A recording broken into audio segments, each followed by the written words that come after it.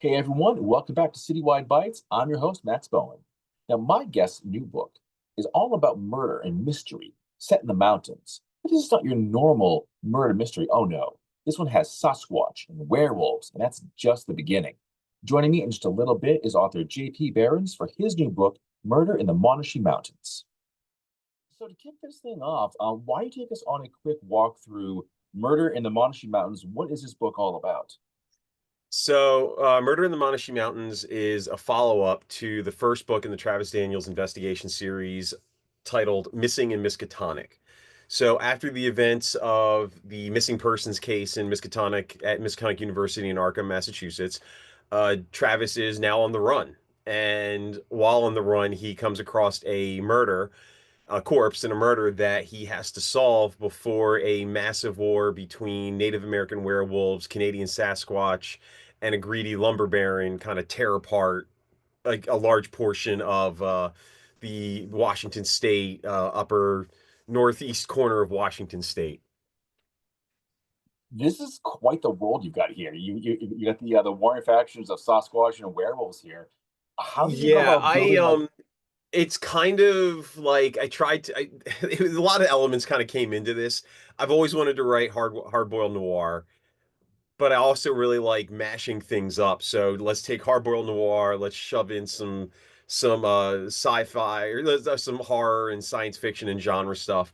And then I really like the show Supernatural. So it kind of became let me do Supernatural, but late 1920s, early 30s, like Dust Bowl era, kind of like the show Carnival, which I'm also a huge fan of yeah. on HBO. So like Dust Bowl era, hard-boiled noir, horror stories. So that's what it kind of, horror crime. So that's kind of what it became. And now the series is just slowly going forward. So this book actually ends right when Black Friday or when Black Thursday happens.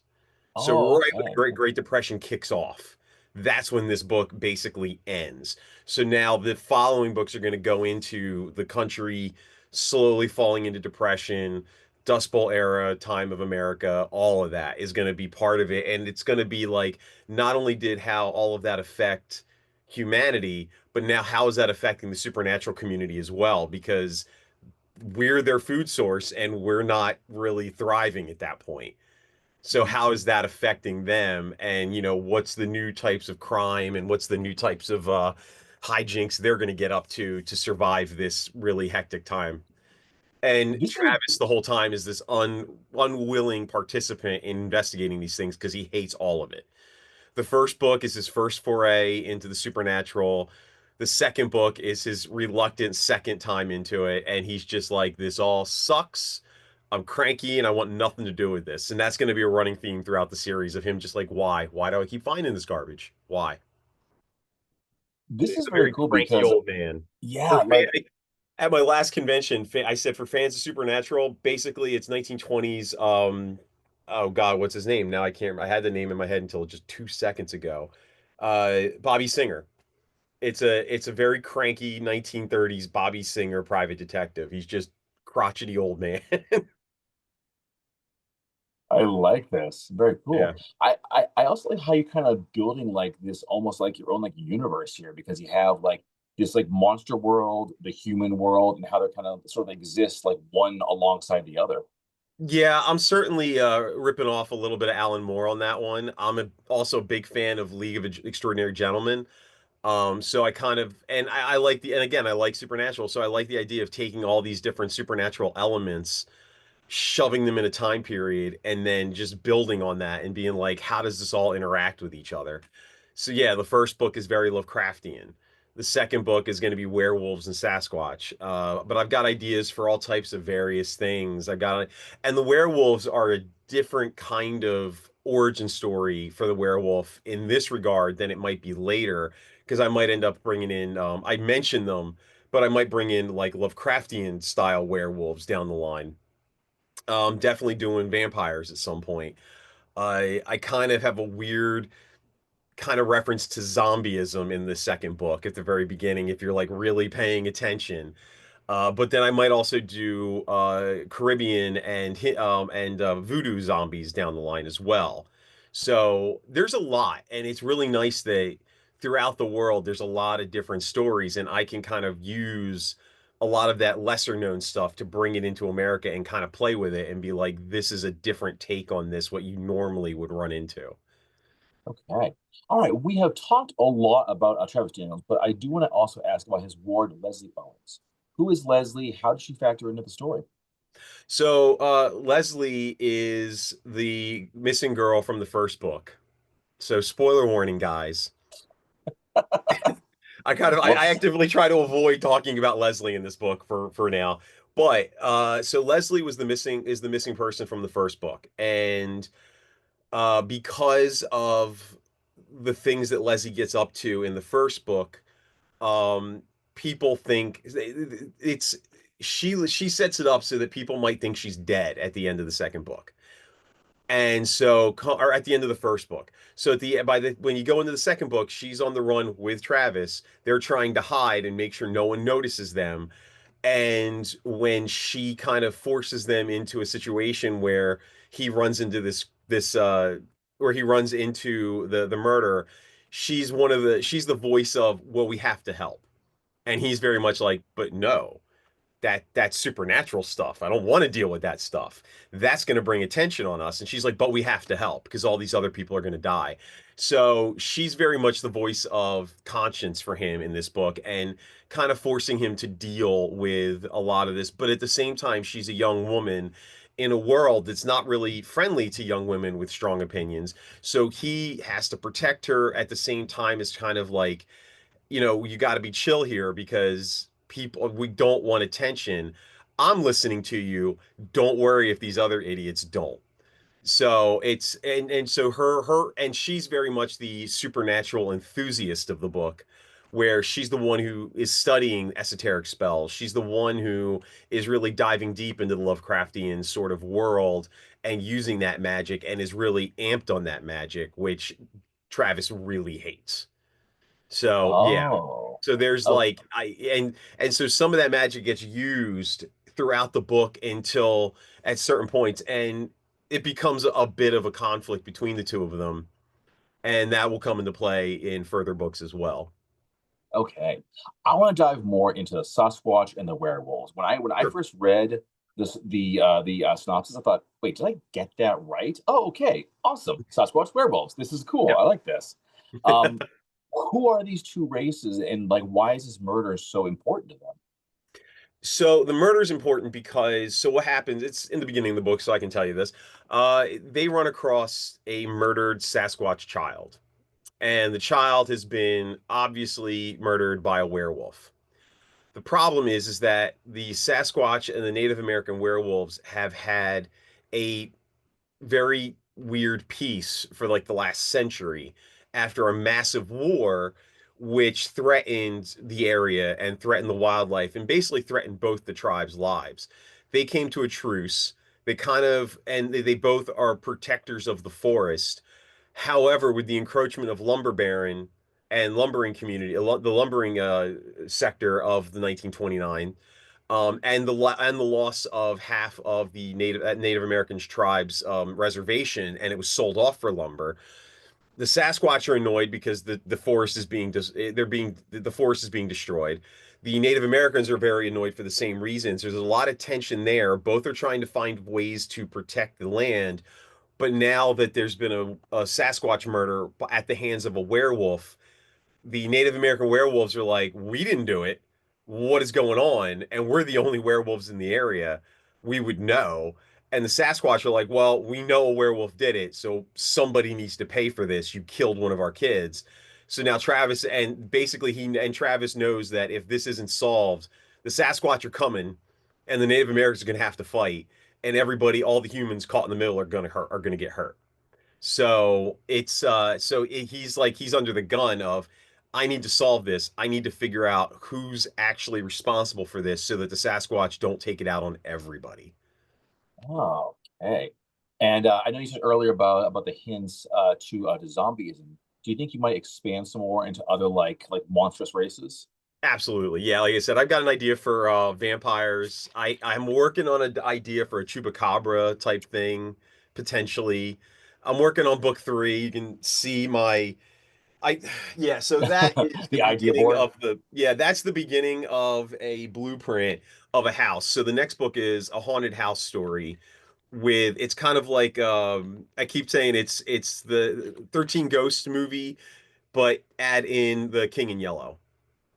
Okay, I Yeah, like this. it's That's very super good. weird. And so they're all in a house and I've been having to plan out the footprint of the house so that it makes sense. And I'm not an architect, so that's been fun. Um, I'm like, oh God, I need to make sure this actually kind of sort of works. Yeah, So, I exactly. mean, Like, it fits in the footprint. It's a very simple footprint, but I've had to like, and the real complicated part of it was that it's a very Scooby-Doo house with secret passageways and secret rooms. So making sure I have all of that working out as well has been complicated. So I'm like, I'll get this. I'll get this. and maybe like this could be the pivot to a new career of designing Scooby Doo kind of houses, like secret Right? passages. Because No. I'd buy one. That'd be great. Yeah, this house has a lot of weird secret rooms. You're like, I don't know, you'd want to buy this house. It's wacky. It's pretty wacky. But I'm trying to avoid the 1980s, 1990s DuckTales mansion where people actually sat down and tried to map it out and went, yeah, this does not work. So Oh if my you God, try to really? map this one out, I'd be like, great. I've drawn up the blueprint. I know how this works. This absolutely That's so works. cool. Now, was it always the plan to make this a series, or was it more like, okay, we'll do one book and sort of see where it goes? It was yes. So it was a plan to be a series, but I do write each book as self-contained. So it's kind of like I'm a big fan of like Doctor Who and Babylon 5 specifically, so like long form story shows, except they're written also in a way of each episode stands on its own, but if you stick in for the full season or for the full series, you get a much larger story that's a lot of fun. So if people read the full series, there's going to be a nice overarching uh storyline that fans can appreciate. But if you're picking up one book here or there, you're still going to get a story. You're not going to be wildly confused every time you pick up a book. Oh, Um, okay. there's you'll get more out of it if you read the whole series. I like series, and when I finished the first Travis Daniels, it was originally just supposed to be a standalone missing persons hard-boiled story. When I finished it, I wrote a coda to it and went, okay, this has the potential to be like a full series. This has the potential to be kind of like this show Supernatural and Carnival kind of mashed together, and I could have a lot of fun with this. That the trick of that is you've got to find a publisher who also sees that potential. And luckily, Crystal Lake got jumped on board immediately, and I was like, sweet, thank you. And so now I owe them a book a year. So I'm like, great, I'll get that done.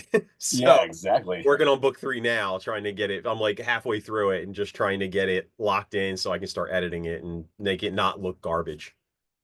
How did you come to work out with Crystal Lake? Don't follow my example, kids. What I did was horrible. I'll be honest. They are saints for not like blacklisting me.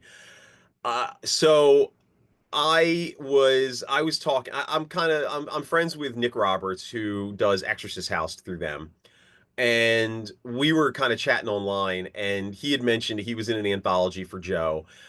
And he got invited, and I joked and I said, "Oh, it must be nice. I don't get invited to anything." And he goes, "Well, I can try to get you an invite." And I'm like, "Yeah, okay." So he sent out an email to Joe. Joe hit me up. I submitted something. He liked it. That got into the Hellenbeck anthology. Fast forward a few months, the Necronomicon convention in Rhode Island was popping up, and it was going to happen in about 12 to 9 months in that area. And I had this Lovecraftian novella that I'm like, this is when I should be launching this thing. So I reached out to a couple different publishers and said, okay, here's the deal. I know what I'm asking is insane, but I'm going to ask anyway. Can you guys have this book ready by this date? And Joe was cool enough. He was like, send it to me. Let me look at it. I said, great. Shot it off to Joe. I shot it off to a couple different people. Joe was the one who came back and said, I think I can do it. And funny enough is he said, I have some concerns. This is nothing like Portrait of a Nuclear Family. And I'm like, yeah, no, absolutely not. I get bored easy. None of my books will ever be like the others. They will always be something different because I just can't stick to one thing. I get bored so easily. I may cycle back as we go, but it's going to be a while till I get back to that thing because I like just changing stuff up. I like challenging myself. So, so he was very cool about it, and he said, you know what, my crew's gonna hate me, but let's do it. And I'm like, great. And I was like, and dude, I will do everything and anything I can to make it easier on your people. So we worked really hard for like about 6 months and got it ready to go. And I had it. I think I got the books into my house like the day before Necronomicon.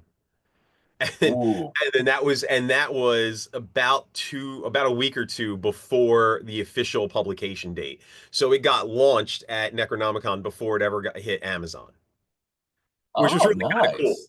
Yeah, Yeah, so we definitely. we got it in and it happened, and then Joe told me that we had he was like basically like, you have a spot every year, get me a book every year. I'm like, okay. I like He that. wanted a That's book very every good. 4 months, and I said, there's no way I can go that Oh fast. boy, I'm that's a not lot. that fast of a writer, man. And if I get Yeah, that's a stuck and lot. I get locked up because I did something too ambitious, I need the time to dig myself out, which is kind of what's happening with book three right now. I was like, if you'd Once wanted that in John's four out of your months, you weren't house. getting it, buddy. Because I'm, Well, I'm you like, know, every time I write a new chapter, I go, oh crap, I got to redesign the house. Okay, let me go figure this out now. right.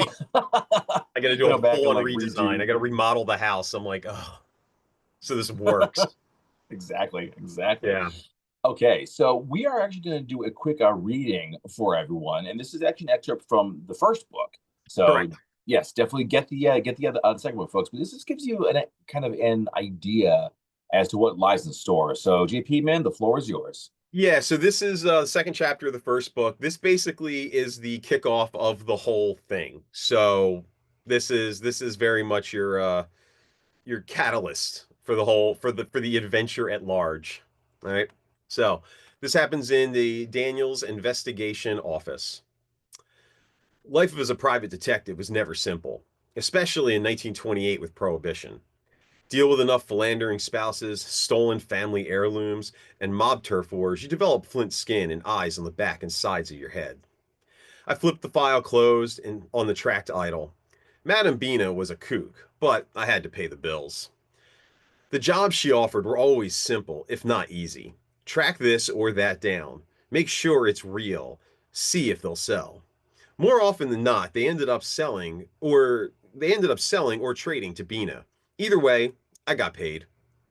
I slipped the file into my cabinet alongside the others concerning artifacts Bina wanted me to find. The bottle of malt whiskey I removed from the same cabinet was to celebrate another successful day ending in Y. Shocking how often that happens. I found a clean glass in my top right drawer and poured out a triple. Only savages and alcoholics drink something this good straight from the bottle. The bottle disappeared back into the cabinet to prevent me from drinking any more. Who knew when I'd come across another good bottle again? I sipped while listening to the traffic outside. A cacophony of engines, brakes, and angry voices rattled the thin glass windows. I took another sip and considered the mess strewn across my office. Where to start? Before a decision could be made, a tap, thump, thump approached. The steady rhythm remained at the same volume the entire time, like someone was standing outside my office door, tapping out the same metronomic-esque beat. Still, I knew whoever was walking along the hallway was getting closer. I eased back into my chair to look casual and wrapped my hand around the sawed-off shotgun mounted on a swivel under my desk. After running into Francis and Anton, this wasn't time to take chances. A shadow stepped into view behind the frosted glass of my door. Three heavy, sharp knocks shook the flimsy wooden frame. Without waiting for a response, invitation, or warning, the door creaked open. A skeletal old man strode into the office dressed in a suit made of the blackest fabric I'd ever seen. It shimmered a dim purple as he moved and fit his slim frame as if tailored for it fit his slim frame as if tailored for him by the greatest, most exclusive tailor in existence. Tiny pinpricks of light flickered in and out of the fabric like stars being born and dying at the same time. He surveyed the room with deep-set, gleaming eyes. "Can I help you?" I asked. The man focused on me and scoffed. He stepped forward to take a seat opposite and removed the top hat I was only now noticing. He set it atop his cane. I glimpsed the multifaceted gemstone affixed to the top of the cane for only a second before the hat hid it from view. Even with that short exposure, an otherworldly palette of colors swarmed my mind, threatening to unbalance me to the depths of my soul. The old man coughed, and my attention snapped back to those hungry eyes and the almost translucent skin. I could see blue veins pulsing within. "My name is Sir Edward Mandeville. My associates name you as a man of some worth. I wish to hire you." I remained silent. Everything about this guy creeped me out. He grinned as if aware of my aversion and reveled in it. "My niece has gone missing from her home in Bolton, Massachusetts." He settled back in the chair, awaiting my response. Most of the time, I couldn't give a client I could give a client 1,000-yard stare that would provoke nervous talk and let slip additional unintended information about a case. It helped me avoid problematic cases. This guy appeared ready to wait out doomsday and then some. "Listen, mister." "Sir." "Okay, Sir Manderville. I don't normally take jobs outside the city, let alone that far north. Who'd you say recommended me?" "I didn't." "I'm sorry. I understand your reluctance, Mr. Daniels. Of course, I will pay you well for your inconvenience." "I'm not sure you understand." Mandeville withdrew a thick envelope. I had no idea where it came from. Something that thick should have bulged in his suit. But the jacket remained sculpted to the man's chest before and after the reveal of the very thick envelope. Most of the time, I clock a stack of bills or a gun hiding under someone's jacket. It was like Mandeville conjured the envelope from nothing with those long, spindly fingers. I blinked several times trying to make sense of those fingers. Too many joints articulated at too long on each too long digit. The envelope slapped down onto the table, and my attention was stolen by the pile of 20s spilling out. There had to be over 7 grand there. I tore my scowl away from the money and said, "No." "Pardon me?" "No way. No one pays that kind of money to find a girl. Find someone else." Mandeville leered. It wasn't a grin, it was a leer. The sight took my breath away.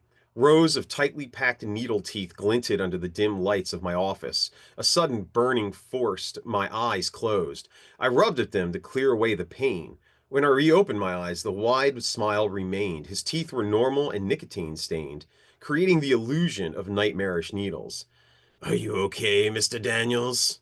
"Yeah, I'm fine. Just tired and overworked." "Yes, I hear you are very good at what you do, Mr. Daniels. I would not have come if I wasn't absolutely sure you were the right man for the job." The pile of money glowed on my desk, teasing and tempting me. "The girl means a lot to you?" "Oh, you misunderstand. I care nothing for the child. Her parents are distant family members, and when the girl went missing, they contacted me. I only facilitate this to quiet them. Since the disappearance, they have bothered me endlessly. I wish for this matter to be cleared up so I may return to my solitude and studies." "You're a professor or something?" Or something, yes." "The kind of scholar? You working on a book?" Mandeville's eyes glinted. "As you say." One last look at the damnable pile of money forced the next question out of my mouth. "What's the kid's name?" "Leslie Owens. Disappeared more than a week ago." "You've got a picture?" "No, but I can provide the parents' address. I'm sure they can provide all that you need." We stared at each other in silence. For the first time since Mandeville entered my office, I noticed all the background noise of the city had faded away.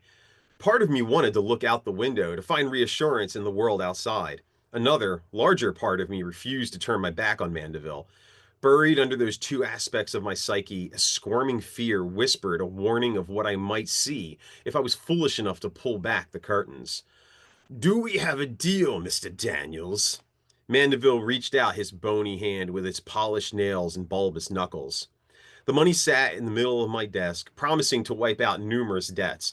I reached out and took Mandeville's hands, cursing myself as I did, both figuratively and literally.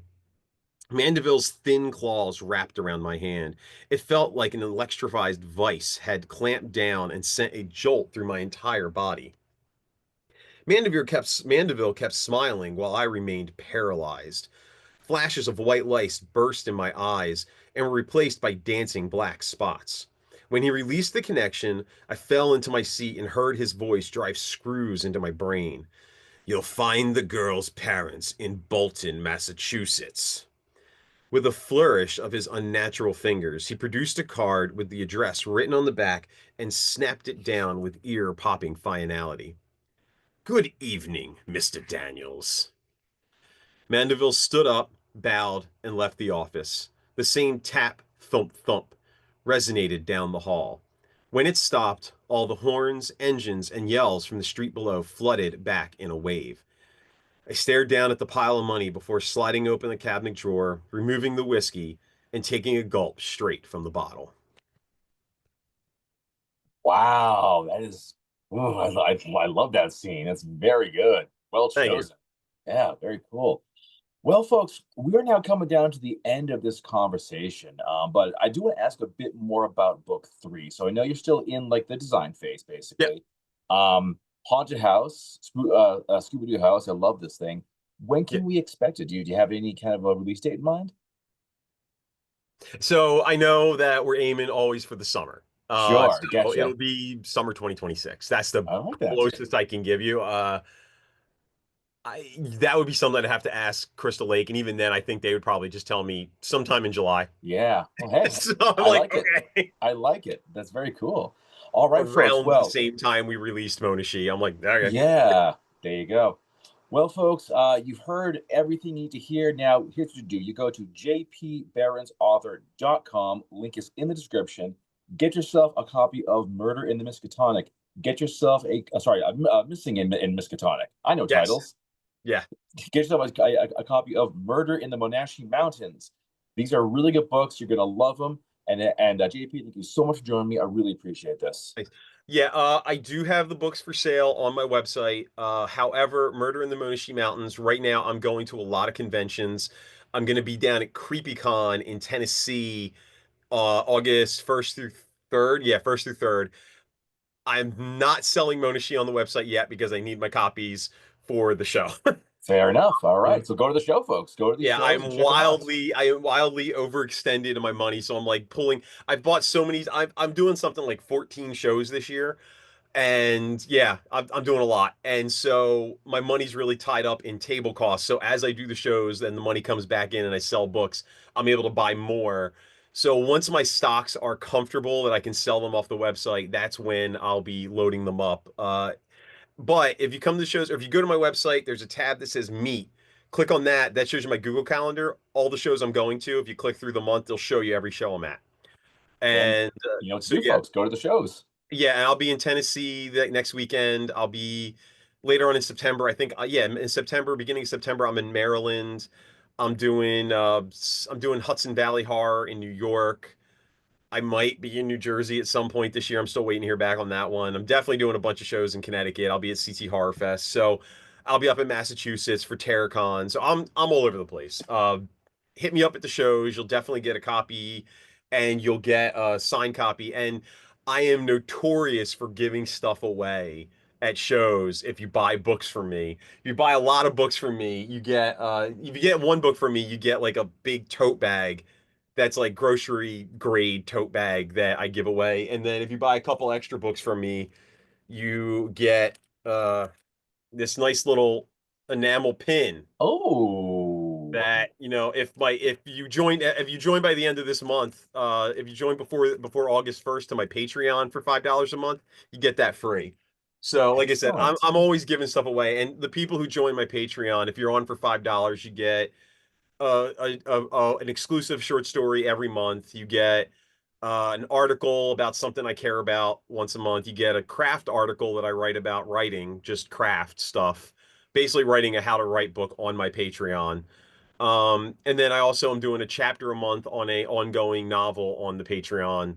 So every Wednesday you get new stuff. Every Monday you get updates. And if you're the $5 member and you've been there long enough, you get pinned. Anytime I make new swag for a show, you get a free piece of it. So the pin is this month's. A couple months back was a notebook that I would show you, but I don't have one lying around right here. But yeah, but I had a notebook, and anytime I do new swag, you guys get it for free, and for as long as I can manage it, anytime I have a new book out, you'll get a free signed copy of the book as long as you're on my Patreon. So I'll ship Excellent. that to you as long as you're in the US. That's the thing, it's US only. If you're international, the shipping's like $25. Oh, I'm jeez. I'm working on a plan where I can maybe ship like a box of stuff once a year to my international people, depending on the shipping costs. I'm still kind of working that out. I have someone in Greece, so I'm like working with them and we're trying to figure out a way to do it and how much can I stick in a box and how heavy can I make that box to keep it at the lowest possible international rate? That's what we're working out. Like, how heavy can this really be, and how often can I Yeah. ship stuff to Yeah. you? All right. Well, folks, you got it all. You know what to do. Go to the website, go to the conventions, meet the man, get the book, Yes, get your swag. And please. Yeah, JP, do it. yeah, thanks again for doing this, and I hope we can Thank do this you. again real soon. Yeah, definitely, man. Anytime. All right. And to the listeners at home, thank you once again for checking this show out. I'm your host, Max Bowen, and I'll see you all next time. See you later, guys.